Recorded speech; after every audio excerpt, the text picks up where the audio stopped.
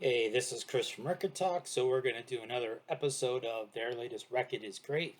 So showcasing a new album. Got the Murray hat on. We're going to showcase our hometown artist today, S.G. Goodman, with her second solo album called Teeth Marks. So I got the special signed lithograph. There's the regular cover. I've got the red translucent vinyl. This is on Verve Forecast label. Her first solo album was also on that label. I did a review of it sometime last year. I'll stick up a thing at the end of the video if you want to check that out because I think that was a very good album. This one might even be better. I've listened to this one probably about 4 times. So I'm not 100% sure if I'm willing to say which of the albums is better yet. I read some reviews. The reviews seem to be pretty good for this particular record, like a 8.0 on Pitchfork for whatever that's worth, but they liked it. So um, there you go. Some S.G. Goodman.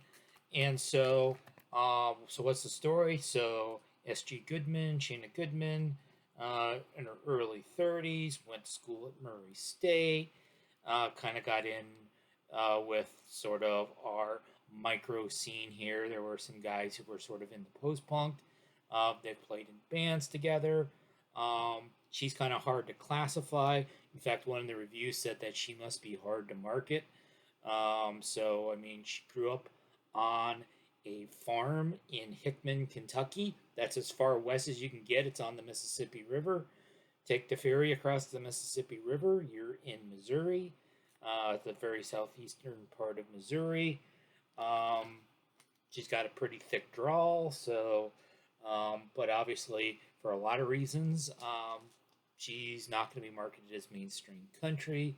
Um, she's gay. She's pretty liberal politically, so that doesn't really jive with uh, mainstream Nashville. It would sort of seem like the most obvious place to classify her would be as an Americana artist, and I mean that's what you'll usually get.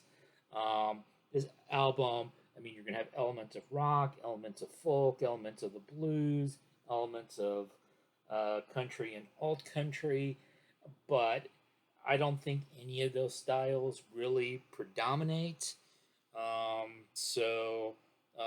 You've got Teeth Marks, a pretty searing song about relationships leading it off. All My Love Is Coming Back to Me is one of the rockier songs on here. The last song, If You Were Someone I Loved, is an a cappella song ending side one. Side two, I actually think, is the stronger of the two sides. My favorite song on the album is the first track on side B, Work Until I Die. So that's kind of like sort of biting at capitalist society and us basically having to work, work, work. And it's one of the more rocking tunes. The heart of it, Dead Soldiers. A pretty acoustic. This has got a great song title. Patron Saint of the Dollar Store. And I saw in one of her reviews, she says, I'm usually not good at naming my songs, but that was a pretty good name for a song. Uh, Keeper of the Time, kind of the closer of the album, is kind of about mortality. Some of these songs are about friends who've had troubles with alcohol and drugs, her own mental struggles. So,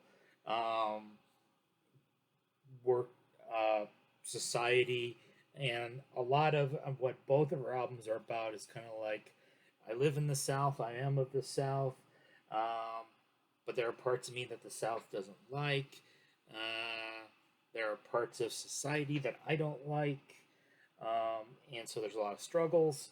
I don't think any of the songs on this are as strong as The Way I Talk, which was on the first record, which I still think that's her best song so far. Although I think I would probably rank this album stronger, even though the first album has the single strongest song. So, again, probably the easiest way, the most obvious way to classify her is Americana. So if you like Americana, singer-songwriters, people who are pretty honest and non-pretentious, you might like SG Sheena Goodman. This album's called Teeth Marks. I'll stick in a link for Old Time Feeling, which was her first album as well.